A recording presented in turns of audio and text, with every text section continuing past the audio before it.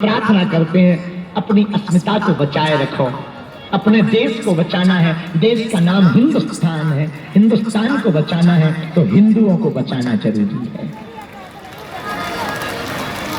इसलिए मेरे प्रिय जना, हमारी हाथ जोड़कर प्रार्थना है, अपने बच्चों को बड़ा कुछ भी बनाओ, बहुत अच्छा है, बनाना चाहिए, खूब पढ़ाओ। पढ़ेंगे बालक तभी तो बढ़ेंगे बालक, लेकिन सबसे पहले उनके अंदर संस्कार भरो, इंसानियत भरो। अगर तुम इंसान नहीं बना पाए तो कितने भी बड़े पद पर तुम्हारे बच्चे बैठ जाएं, वो किसी काम के नहीं है, सिर्फ कागजों से खिलवाड़ करते रहेंगे, लोगों के मन से खिलवाड़ करते रहेंगे। अगर तुम इंसान बना दोगे, भले ही वो कुछ खास ना बन पाए पर तुम्हारे पास तो रहेंगे। पहले बच्चे कम पढ़े लिखे होते थे पर माता पिता के पास होते थे, आजकल पढ़े लिखे ज्यादा हैं पर माता पिता से दूर हैं। बुरा ना मानना, हम इसका मतलब ये नहीं कि भारत के लोग पढ़े ना, खूब पढ़ो भैया। पहले के लोग कम पढ़े लिखे थे पर पूरे कपड़े पहनते थे, आज के लोग पढ़े लिखे ज्यादा हैं, कपड़े आगे पहन रहे हैं। हमें बड़ा डर लग रहा है जब इतनी पढ़ाई में आधे कपड़े बचे, कहीं ऐसा ना हो कोई पूरी पढ़ाई ना पढ़ ले। जब इतनी पढ़ाई में आधे कपड़े बचे हैं, कहीं कोई पूरी पढ़ाई ना पढ़ ले तो बिल्कुल ही।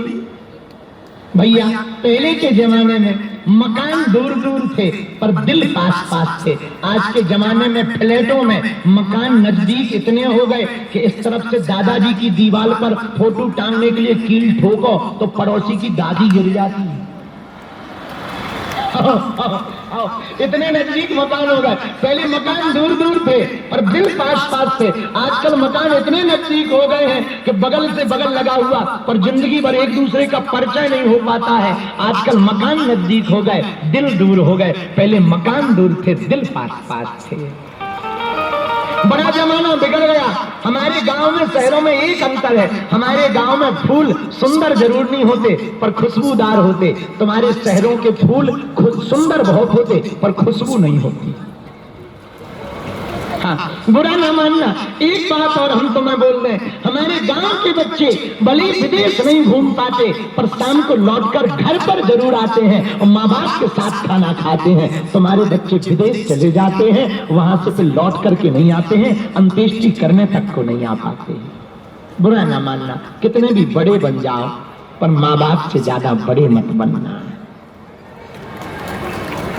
गुरु से ज्यादा बड़े मत बनना। इसलिए प्रार्थना है, अपने बच्चों को संस्कार जरूर दो। धन्य है हनुमान जी महाराज, हनुमान जी संकट मिटाने वाले। हनुमान जी ने संकट मिटाया। हम लोगों पर संकट आता है तो भगवान को पुकारते हैं, पर भगवान पर संकट आया, हनुमान जी को पुकारा। उन्हीं का कांड है सुंदर कांड। कौन सा कांड है? जोर से बोलो। सुंदर कांड में दूसरी बात संकट निवारण कांड है। सुंदरकांड की तीसरी बात, नकारात्मक शक्तियों का निवारण किसी कांड से होता है तो वो सुंदरकांड से होता है। हनुमान जी महाराज सुंदरकांड में राक्षसों के घर जलाते हैं पर विभीषण का बचाते हैं। इससे सिद्ध होता है कि हनुमान जी की भक्ति करोगे, सुंदरकांड पढ़ोगे तो तुम्हारी राक्षसी शक्तियों का घर तो जल जाएगा और भगवान के भक्त का तुम्हारा घर बच जाएगा। चौथी बात, सुंदरकांड आत्मविश्वास से भरता है। हनुमान जी महाराज लंका में भी डरते नहीं, लंका में भी अडिग रहते। और पांचवी जो बात है सुंदरकांड की, वो भी बड़ी प्यारी है, सीखने योग्य। सुंदरकांड से एक बात जरूर है, लक्ष्य पर केंद्रित होना कैसे सीखना है वो सुंदरकांड से सीखो।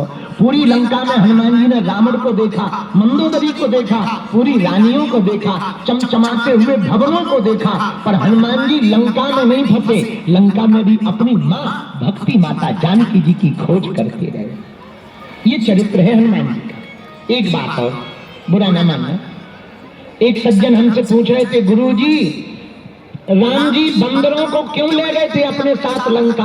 हमने कहा ठटरी के भरे अगर वो लोगों को, इंसानों को लेके जाते तो एक भी वापस नहीं आते। बोले क्यों?